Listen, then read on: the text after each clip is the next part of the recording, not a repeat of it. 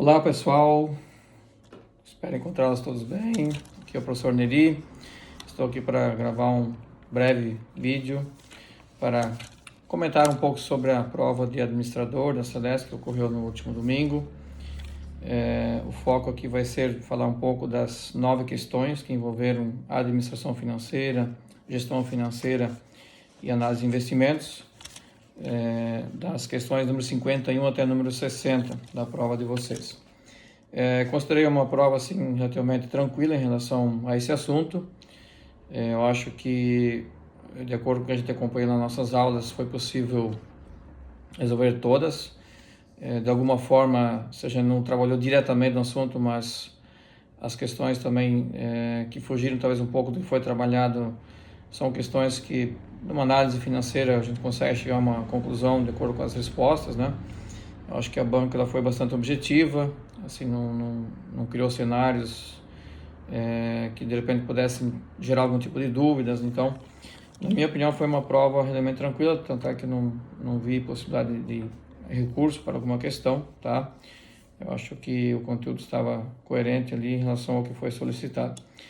Então, a questão número 51, a questão que envolveu uma situação de capital de giro em relação a prazos médios. Então, falou ali o que seria importante a empresa fazer para melhorar seu capital de giro.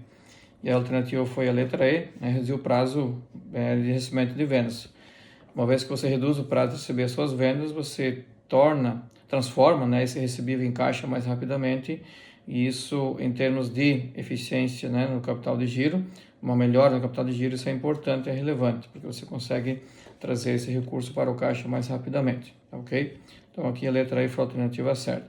A segunda, a 52, ela envolveu vários indicadores que a questão forneceu, e o objeto da questão foi saber em relação à questão da correta evolução do endividamento.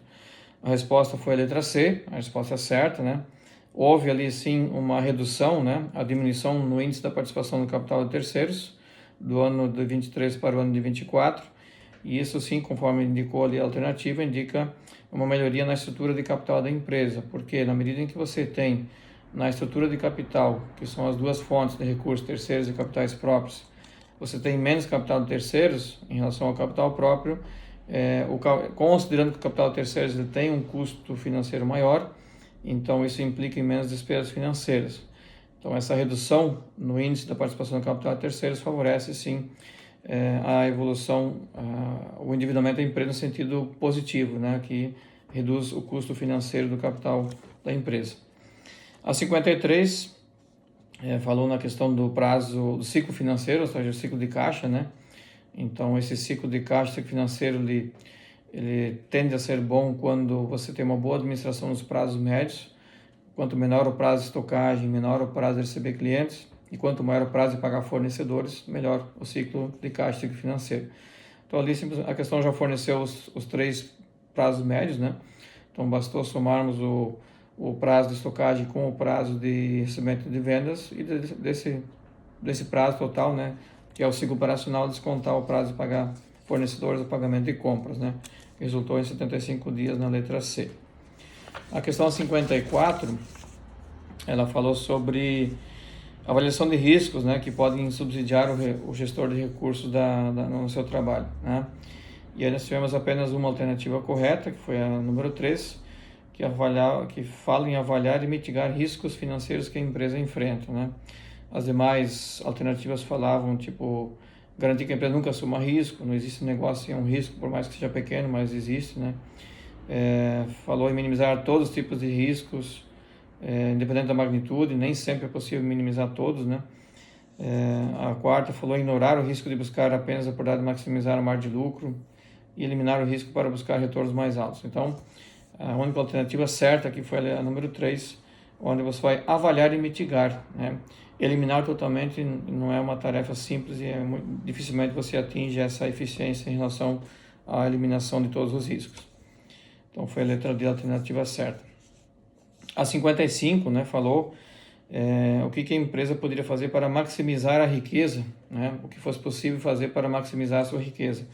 Todas as alternativas foram corretas, porque Falou em avaliar a margem de lucratividade, avaliar os investimentos que envolvem entradas e saídas de caixa, avaliar a taxa de desconto, a remuneração dos dividendos, avaliar o risco de pagamento de capital de terceiros, enfim, todas são decisões, né, são informações relevantes para que você possa maximizar a riqueza da empresa. Então aqui a letra B, todas são verdadeiras, né? A questão 56, ela falou sobre qual seria a ferramenta de análise, né, interessante para ser utilizada na avaliação sobre a tomar decisão em relação a um projeto, né? Seu projeto ele vai proporcionar um retorno adequado. Então, sempre quando você vai avaliar se o projeto, um determinado projeto ele é viável ou não, é o VPL, né? O valor presente líquido do projeto que você vai ter que calcular para saber se o retorno esperado desse projeto ele supre, né, o investimento inicial. Então, aqui a letra E foi a alternativa certa. Essa é uma ferramenta bastante adequada para esse tipo de análise. A questão 57 falou em relação a mitigar riscos e proporcionar um retorno mais estável no longo prazo, né? E aí, qual seria a recomendação? A letra A, a alternativa certa, né? Reduzir o risco de uma carteira de investimentos, diversificando entre diferentes tipos de ativos. Então, sempre quando você... E as demais alternativas sempre falou lá em concentrar investimentos, né, num único ativo, concentrar investimento no único... aumentar o custo de investimento, maximizar a volatilidade da carteira. Então, na verdade, sempre tem que priorizar, nesse caso, para proporcionar um retorno mais estável, você diversificar a carteira de investimentos, esse portfólio, né, de ativos que você vai investir, porque se eventualmente um ativo resultar num problema, você não perde tudo, você tem outros que dão um resultado positivo, né? Então, sempre essa diversificação, essa pulverização de investimentos em diversos ativos é o que torna, né, o retorno mais estável ao longo do prazo, ao longo do tempo. Então, a letra A foi a alternativa certa. A 58, ela falou sobre gerenciamento de contas a pagar, né? Então, as duas alternativas certas ali foram as três, né? 1, 3 e 5. Uma é negociar prazos mais longos com fornecedores, isso vai melhorar o capital de giro da empresa, né? Se eu conseguir desembolsar num prazo maior para pagar fornecedores, isso favorece o capital de giro da empresa. A terceira alternativa que falta de controle em contas a pagar pode sim levar a uma crise de liquidez, se você não tiver um controle sobre o teu contas a pagar.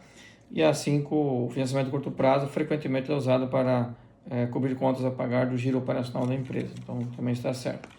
Então, a letra B foi a alternativa correta aqui da questão 58. A questão 59 falou em capital de giro líquido, ou seja, capital circulante líquido, que é a diferença entre o ativo circulante e o passivo circulante da empresa. Então, aqui bastou pegar os grupos aí do balanço, né? O ativo circulante 863 descontando o passivo circulante 774 e 600.